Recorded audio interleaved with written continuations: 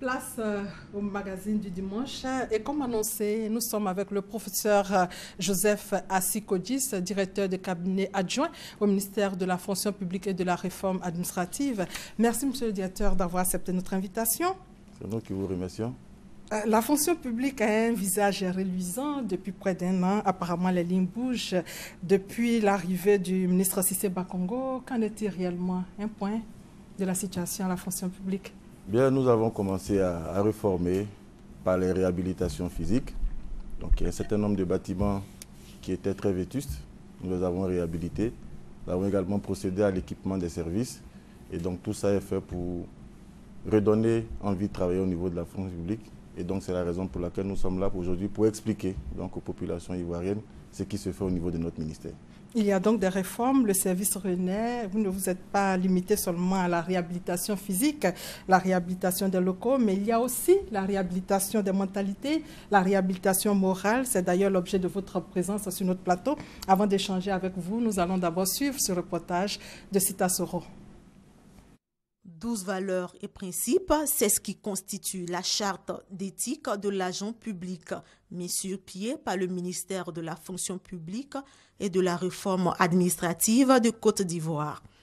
Une charte qui vise à déterminer les normes de comportement et de conduite qui s'imposent à l'agent dans le cadre de l'exercice de sa mission. Cette décision vient également, selon le ministère, mettre fin à l'état de désordre et améliorer la qualité du service public. Vu que l'administration ivoirienne a très longtemps fait objet de mots tels que le relâchement des valeurs morales et éthiques. Cela matérialisé par la corruption, l'absentéisme, la lourdeur et l'inefficacité des procédures administratives, le gaspillage des ressources publiques et l'enrichissement illicite. Pour pallier ces maux, l'État ivoirien a instauré, entre autres, la probité et l'intégrité.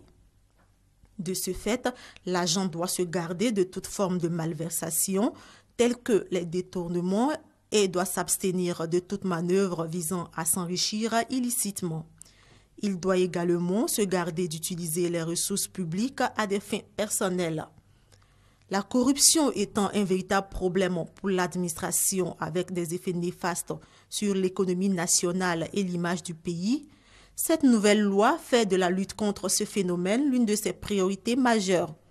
Elle invite aussi à la loyauté, au dévouement, à la conscience professionnelle, au respect de la légalité et de la hiérarchie, pour ne citer que cela.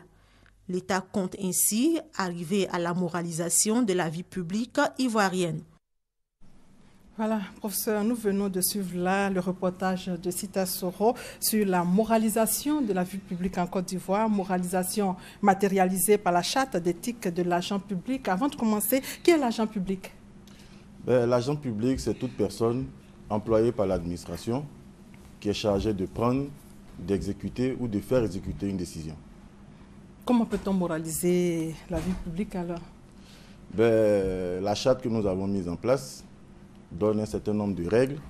Il y a les sensibilisations, il y a la formation également. Ce sont autant de mesures qui nous permettent de moraliser notre administration publique. Cette politique date de quand, cette charte? Ça date de quand? Elle a toujours existé au niveau de la fonction publique, mais c'est véritablement au milieu des années 90 qu'elle est bien apparue donc, au sein donc, des missions du ministère. Et nous l'avons repris maintenant donc, dans le cadre du programme d'émergence de la Côte d'Ivoire. Son objectif de façon concrète, c'est quoi? C'est de rendre l'administration publique beaucoup plus performante. La moralisation de la société concerne uniquement que l'agent public, n'est-ce pas un fait de société? Il y a l'agent public, mais il y a également tous ceux qui sont les usagers de l'administration publique. Il ne faut pas seulement moraliser l'agent public, il faut également moraliser tous ceux qui viennent solliciter un service au niveau de l'administration publique. Mais ce qui nous revient, on se demande plutôt pourquoi une charte, sinon les fonctionnaires sont soumis à des règles qu'on sait déjà. Oui, il y a un certain nombre de règles, mais la charte a cet intérêt-là de synthétiser donc, toutes ces règles-là sur un document bien précis et qui nous donne une idée claire de ce que le fonctionnaire doit faire. Quelles sont ces règles? Nous avons la probité, nous avons la ponctualité, nous avons la lutte contre la corruption, un certain nombre de règles que nous avons énumérées. Il existe au total 12 règles, mais nous allons choisir 3 pour échanger là-dessus. La corruption, pourquoi? Ben, la corruption, vous savez, c'est ce que nous attendons tous les jours au niveau de la Côte d'Ivoire. Corruption dans telle administration, corruption dans telle autre administration. Alors nous avons décidé au niveau donc de la fonction publique de mettre en avant la corruption pour faire en sorte que ce fléau-là qui gangrène notre administration sorte le plus rapidement et rend notre administration beaucoup plus performante. Il y a aussi la neutralité et l'impartialité. Oui, l'agent public doit être neutre. L'agent public doit être là pour travailler pour tout le monde. Il doit être impartial. Il ne doit pas, dans ses décisions, tenir compte de la religion, de la langue ou d'autres paramètres face à l'usager qui est devant lui. Le manque de neutralité peut entraîner des frustrations. Bien sûr, vous savez, l'agent qui vient ou l'usager qui vient solliciter un service et qui se rend compte que dans ce service-là, il n'est pas traité de manière équitable par rapport aux autres, ça entraîne des frustrations avec tout ce que vous avez comme conséquence. Et qu'est-ce qu'il faut faire? Ben, en ce moment-là, il faut former tout le monde. Il faut former aussi bien les agents publics, il faut également former les usagers. Parce que vous savez, au niveau de notre administration, nous sommes confrontés à différentes sortes de problèmes. Nous avons au niveau de la fonction publique, par exemple, mis en place un service d'accueil. Mais tous les jours, nous avons des plaintes, aussi bien donc, de notre service d'accueil que d'usagers. Et donc, il faut former tout le monde, il faut sensibiliser tout le monde aux nouvelles règles de fonctionnement de l'administration publique. Mais pourquoi est-ce qu'un agent public doit respecter cette charte? Qu'est-ce que l'agent public gagne? Ben, vous savez, il gagne lui-même en efficacité, il gagne en compétence, il gagne en notoriété. C'est normal qu'une administration fonctionne sur des règles. Et donc, ces règles-là, nous allons les traduire dans des chartes. Et dans une charte où nous avons les différents principes qui sont bien énumérés. Et donc, chaque fonctionnaire pourra, de manière rapide, avoir ces règles-là et fonctionner comme il se doit. La charte existe il y a longtemps, vous l'avez dit tout à l'heure, mais pourquoi vous en faites aujourd'hui votre cheval de bataille? Ben, vous savez, on demande que la Côte d'Ivoire parte sur de nouveaux sillons. Nous voulons une Côte d'Ivoire émergente et cette Côte d'Ivoire émergente-là ne peut pas se faire sans la fonction publique. Et donc, c'est la raison pour laquelle nous avons mis au devant cette charte pour faire en sorte que la fonction publique joue un rôle majeur dans le projet d'émergence. Et la charte n'est pas très connue d'ailleurs. Qu'est-ce que le ministère prévoit pour la vulgariser? Ben, le ministère a créé un certain nombre de capsules. Nous sommes en train de tourner une série donc, de films pour sensibiliser les populations, sensibiliser les fonctionnaires, sensibiliser les usagers. Et quel est le message pour le premier film, le numéro 0? Le numéro 0 va porter sur la ponctualité. Vous savez, il y a un décret qui fixe les horaires au niveau de l'administration publique. Et ces horaires-là, il faut les respecter. Et donc, nous allons commencer déjà par ça. Qui sont les acteurs?